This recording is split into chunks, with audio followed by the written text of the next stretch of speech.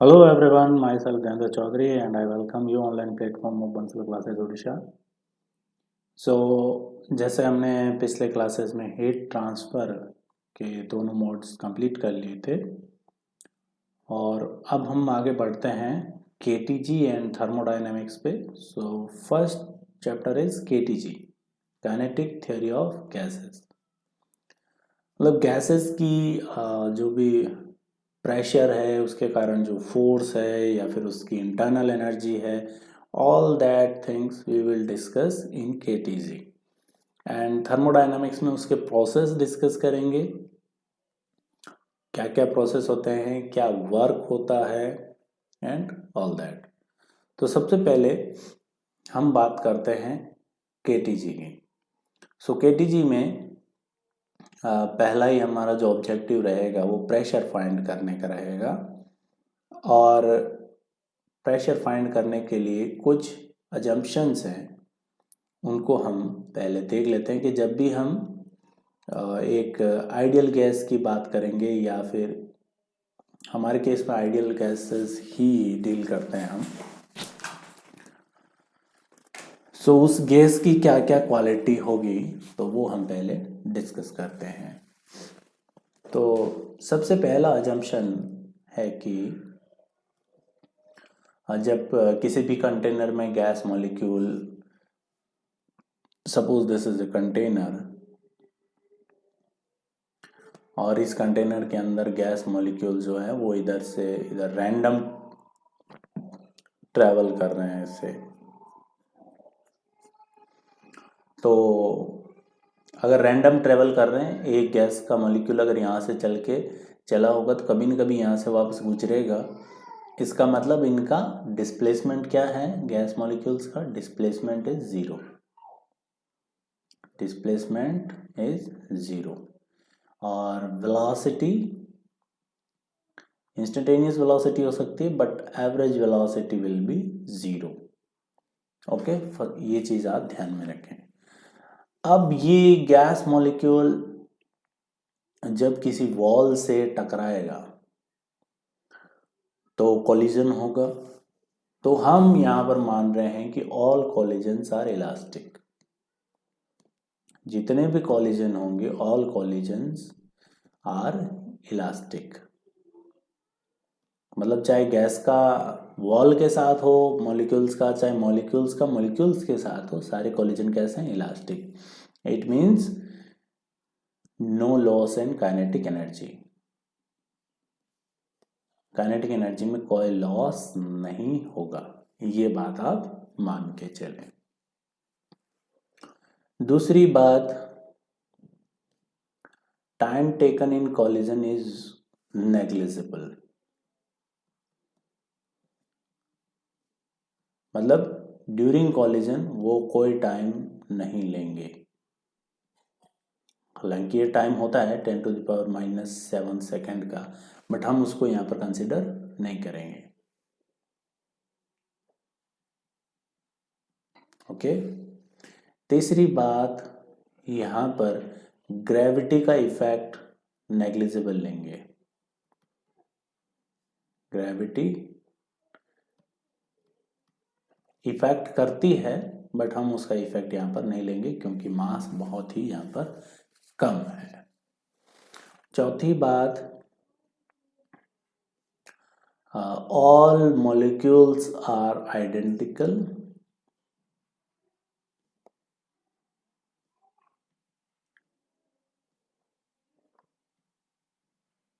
ठीक है, सारे मॉलिक्यूल क्या हैं, आइडेंटिकल हैं और स्फेरिकल, बिल्कुल गोल हैं, कोई रफ सरफेस उसमें नहीं है और सारे कोलिजन कैसे, इलास्टिक है। तो ये अजम्पशन लेके अब हम किसी भी बॉक्स में प्रेशर कितना होगा किसी भी टेम्परेचर टी पे, वो हम फाइंड करने की कोशिश करेंगे। So let suppose there is a box.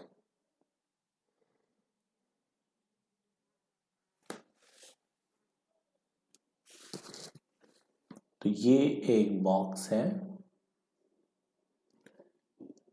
हम क्यूबिकल बॉक्स ले रहे हैं।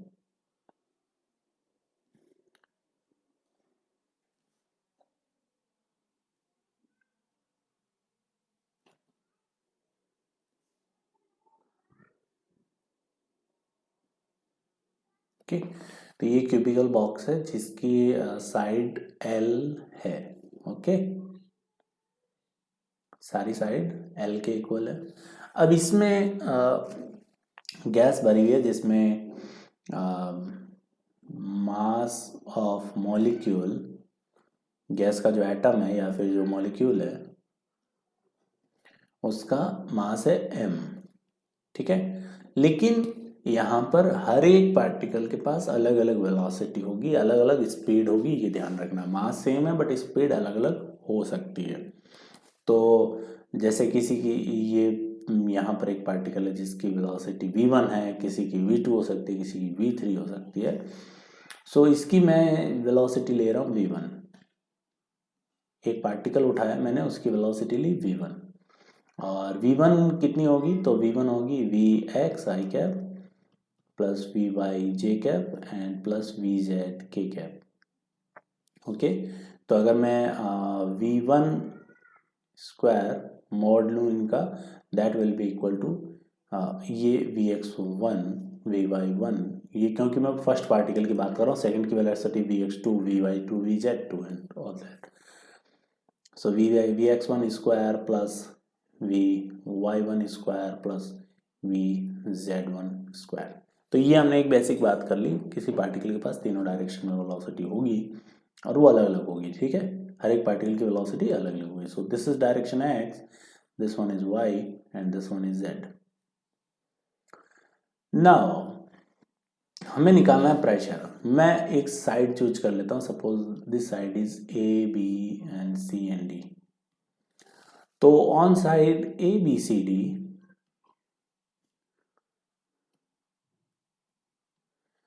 अब मुझे प्रेशर फाइंड करना है, तो मैं क्या फाइंड कर लेता हूं कि साइड ABCD पे फोर्स एवरेज फाइंड कर लेता हूं, एवरेज फोर्स, और उसको मैं एरिया L स्क्वायर से डिवाइड कर दूंगा तो वो मेरा मिल जाएगा प्रेशर एवरेज। ठीक है, तो फोर्स कैसे फाइंड करें? तो देखो यहाँ पर लेट्स से ये जो पार्टिकल है मास m का, ये जाएगा इधर किस वेलोसिटी से जाएगा? vx1 से। ठीक है, तीनों तरफ वेलोसिटी होगी बट वो x डायरेक्शन में किस वेलोसिटी से मूव करेगा? vx1 से। और यहाँ पर इस वॉल के साथ इसका होगा कॉलिजन, एंड उसके बाद ये vx1 से वापस रिटर्न कर जाएगा, है ना। तो मोमेंटम कितना चेंज हुआ? सो मोमेंटम चेंज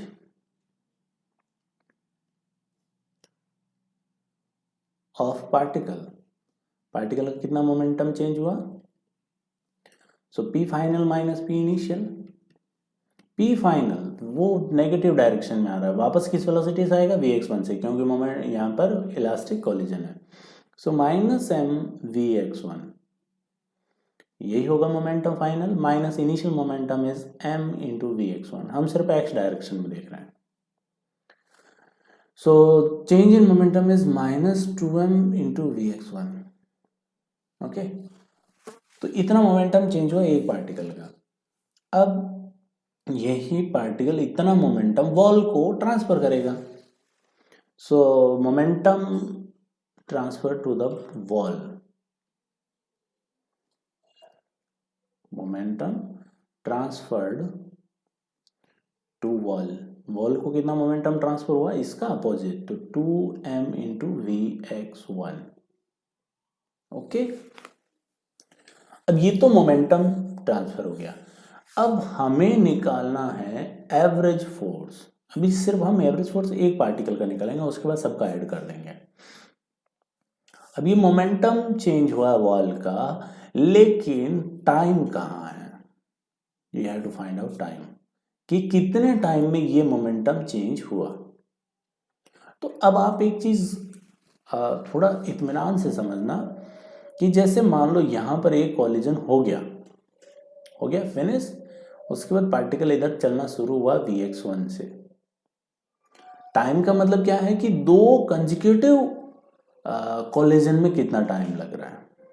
तो यहां पर एक कॉलिजन हुआ, अब पार्टिकल इधर चला, इस वॉल से कॉलिजन हुआ और फिर रिटर्न करके वापस आया।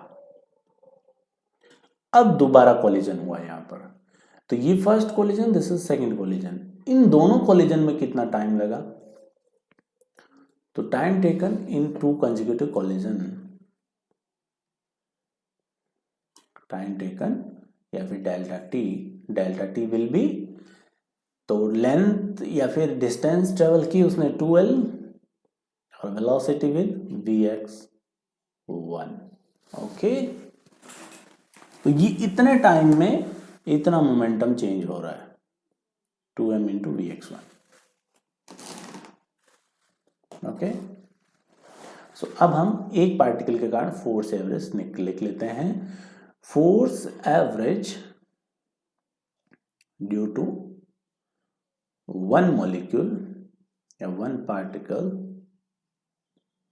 is equal to momentum change is 2m into vx1 divided by total time is 2l upon vx1.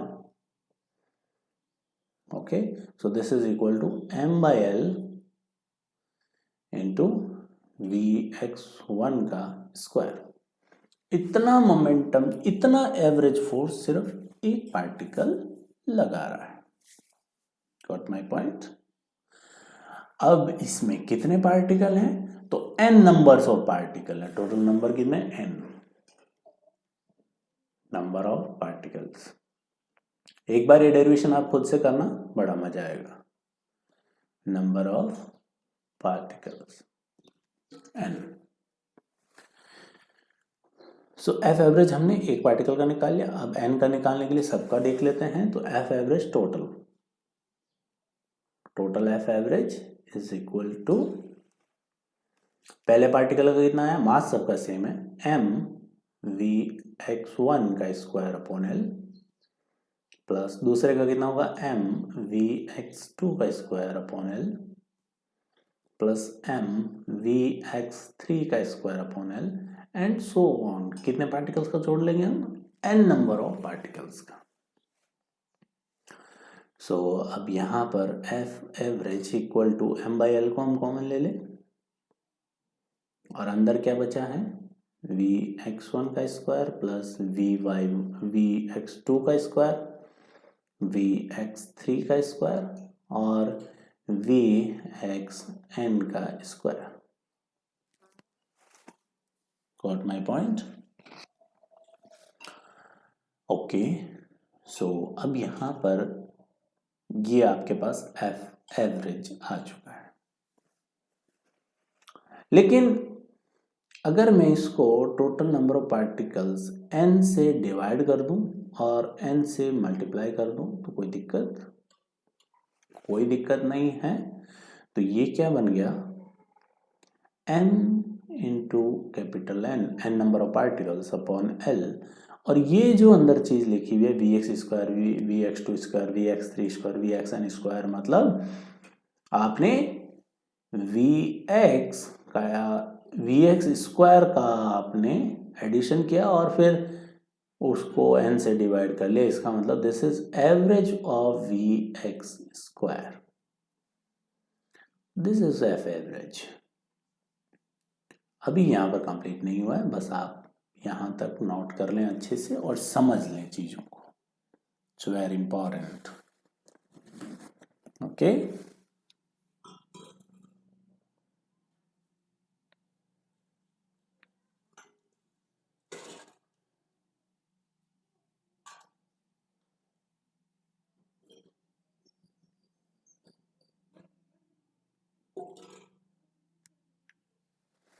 सो अब हम आगे बढ़ते हैं। सो यहां तक आपको अच्छे से समझ में आ गया होगा, आई होप।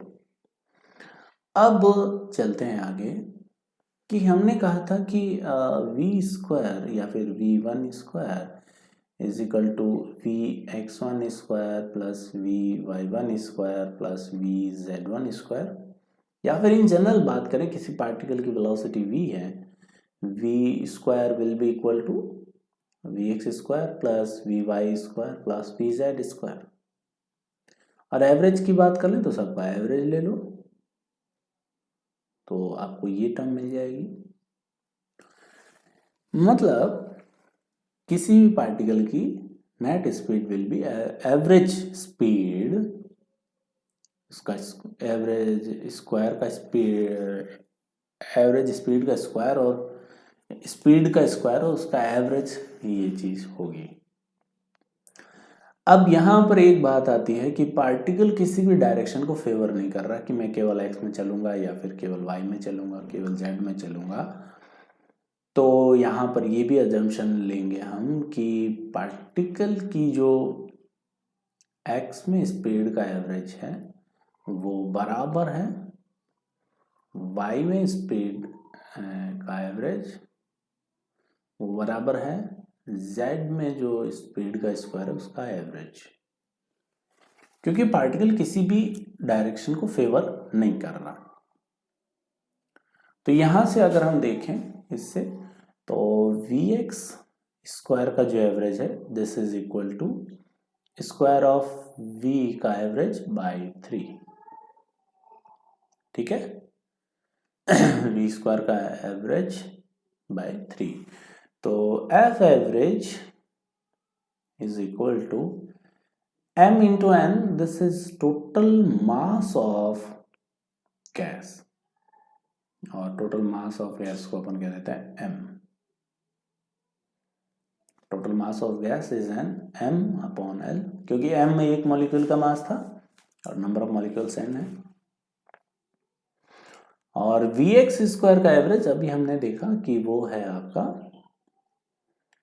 v स्क्वायर का एवरेज बाय 3, ठीक है। अब देखते हैं कि एफ एवरेज निकल गया। अब एरिया देखा जाए तो एरिया उस साइड का एल स्क्वायर है, तो प्रेशर एवरेज विल बी, इसको हम एल स्क्वायर से डिवाइड कर देंगे। So pressure average will be equal to F average upon L square. So this will be equal to m upon 3, L square into L is L cube into V square का average, ठीक है। और ये mass upon this is volume of container, so mass upon 3v into V square का average. Got my point. तो mass upon volume यहां पर हो गया आपका density, so pressure P is equal to, P जब भी लेंगे वो एवरेज प्रेशर होगा, so rho by 3 into V square का एवरेज। अब वी स्क्वायर का एवरेज आपने देखा होगा आरएमएस स्पीड, आरएमएस स्पीड कैसे निकालते हैं। तो आरएमएस मतलब पहले स्क्वायर करो फिर मीन लो फिर रूट लो, तो स्क्वायर करेंगे फिर मीन लेंगे, मतलब v1 square plus v2 square plus v3 square, ये हमने स्क्वायर किया, n टर्म्स को जोड़ दिया, डिवाइड कर लिया n से, तो ये बन गया आपका, स्क्वायर किया मीन ले लिया और इसका रूट कर, so this is V R M S, है ना। और ये अंदर जो लिखा हुआ है ये क्या है, वी स्क्वायर का एवरेज, सो वी स्क्वायर का average divided by N is equal to V R M S का स्क्वायर, है कि नहीं। तो यहां से वी स्क्वायर का average will be equal to V R M S square into N.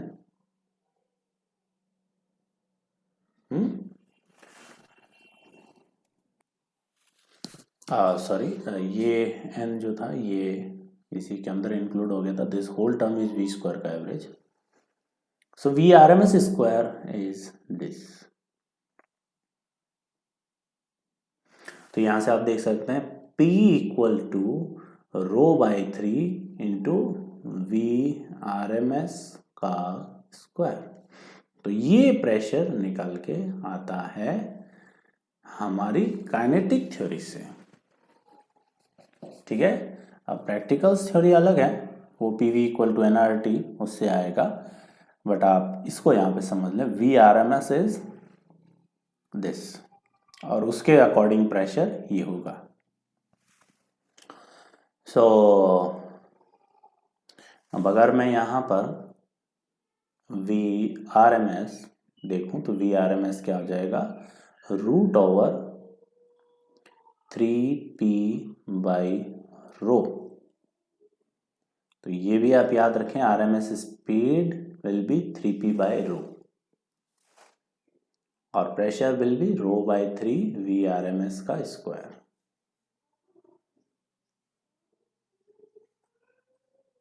Okay,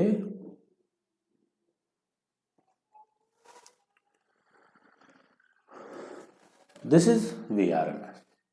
अब हमारी जो फॉर आइडियल गैस इक्वेशन आती थी PV equal to number of moles NRT, ये इक्वेशन हमारी आइडियल गैस से आती थी। तो यहाँ से और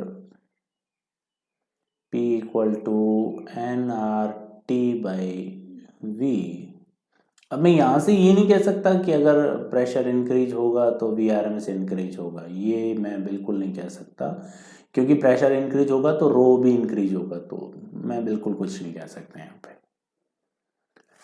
तो P equal to NRT by V, N is number of moles, और number of moles N is number of moles.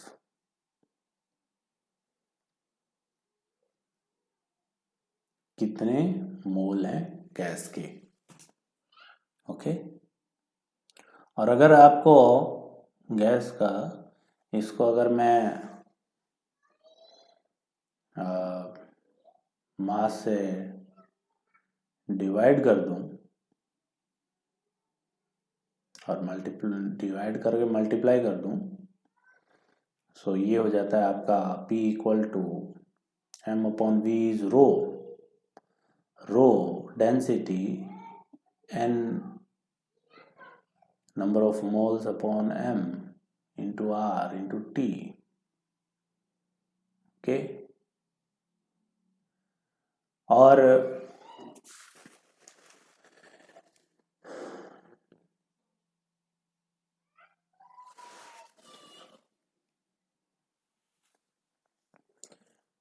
So M by N, M is total mass of gas upon, अगर आप उसको मोल से डिवाइड करते हैं तो ये आ जाता है molar mass. So rho R T upon molar mass.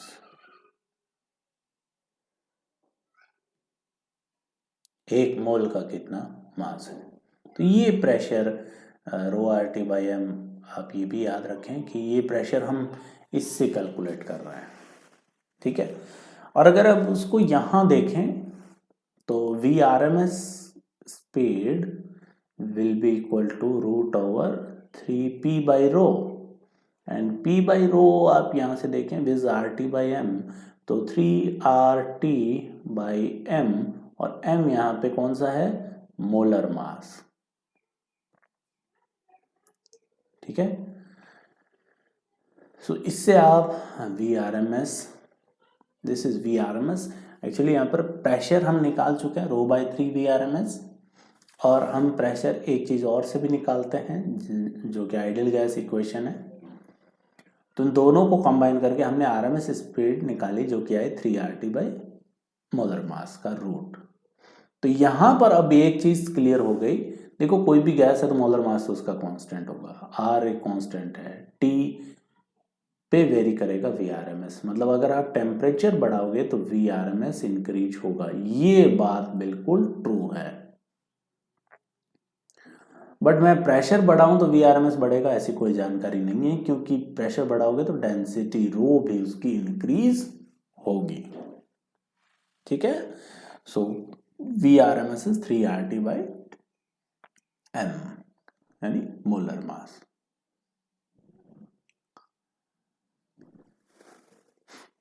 और इसको हम 3kT by, if you take molar mass की बजाय आप अगर मॉलिक्यूल का मास लेते हैं तो VRMS हो जाएगा 3kT बाई एक मॉलिक्यूल का मास M का रूट।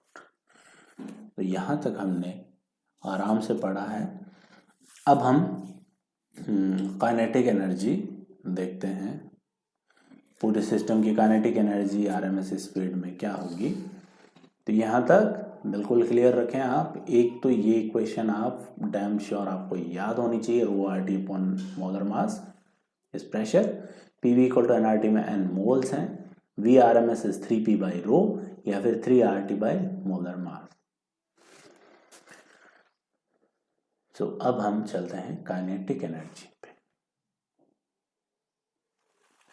सो काइनेटिक एनर्जी, पूरी गैस की अगर काइनेटिक एनर्जी आप देखें तो वो क्या होगी। तो हर एक पार्टिकल की जोड़ लेंगे, मास सबका सेम है, half V1 square plus half M V2 square, और n नंबर ऑफ पार्टिकल्स हैं, ऐसे तो हमने जोड़ लिए half M into VN square. So half M बाहर आ जाएगा और अंदर बचेगा V1 square plus V2 square and so on, n तक हम उसको ऐड कर लेंगे। अगर इसको मैं n से डिवाइड कर दूं, n से मल्टीप्लाई कर दूं तो कोई फर्क नहीं पड़ेगा। एंड ये क्या लिखा हुआ है, V स्क्वायर का एवरेज। सो V स्क्वायर का एवरेज इक्वल टू ये टोटल मास हो गया गैस का हाफ M, और अभी हमने देखा था कि VRMS का square is equal to V square का average. So this is VRMS का स्क्वायर। तो kinetic energy of gas will be half total mass of gas into VRMS का स्क्वायर। और VRMS कितना आया था अभी देखा हमने, 3P बाई रो, ठीक है। 3 VRMS is under root 3P by rho. So यहां से काइनेटिक एनर्जी हो जाएगी हाफ M और this will be 3P by rho, यानी कि 3/2 M into P by rho. और P बाई रो हमने वो भी देख लिया अभी, P बाई रो किसके बराबर होता है। तो P बाई रो इज, देखिए what is P by row, P by row is RT upon molar मास, है ना। तो P by row is RT upon M molar mass. तो टोटल मास है गैस का M, और उसको अगर आप मोलर मास से डिवाइड करेंगे तो टोटल आपके पास मोल्स आ जाएंगे। तो काइनेटिक एनर्जी कितनी होगी यहाँ पर, 3/2 नंबर ऑफ मोल्स, ये मोल्स बन चुके हैं NRT। This is total kinetic energy is 3/2 NRT। तो यहां पर हम ये डिस्कस कर चुके हैं कि काइनेटिक एनर्जी क्या होगी, उसका प्रेशर क्या होगा, RMS स्पीड क्या होगी एंड ऑल दैट। तो चीजों को बिल्कुल क्लियर रखें, अच्छे से नोट्स बनाएं। काइनेटिक एनर्जी इज 3/2 NRT और NRT is PV then 3PV/2। ये काइनेटिक एनर्जी होगी गैसेस की। तो ये काइनेटिक एनर्जी किस पे डिपेंड कर रही है, तो काइनेटिक एनर्जी यहां पर depends on temperature. Number of moles पे करेगी that's an another thing, but किस पे डिपेंड करेगी, टेम्परेचर पे। इसीलिए हम जब भी कहते हैं कि temperature is internal property of system which represent it's energy. तो किसी सिस्टम की कितनी एनर्जी है इंटरनली, तो वो टेम्परेचर पे डिपेंड करेगी, और कितनी एनर्जी होगी, तो एनर्जी वहां पर काइनेटिक एनर्जी होगी, तो 3/2 nRT। ठीक है। और हमने जो ये मोनोएटॉमिक गैस है, ये कौन सी गैस है, दिस इज फॉर मोनोएटॉमिक, जो सिंगल एटम वाली गैस होती है उनका ये काइनेटिक एनर्जी रहेगी, मोनोएटॉमिक गैस। तो यहां तक आपको मेरे हिसाब से काफी अच्छे से समझ में आ गया होगा। बाकी हम नेक्स्ट लेक्चर में और अच्छे से क्लियर करेंगे इसको। तो मिलते हैं हम नेक्स्ट लेक्चर में, तब तक के लिए bye bye, see you again.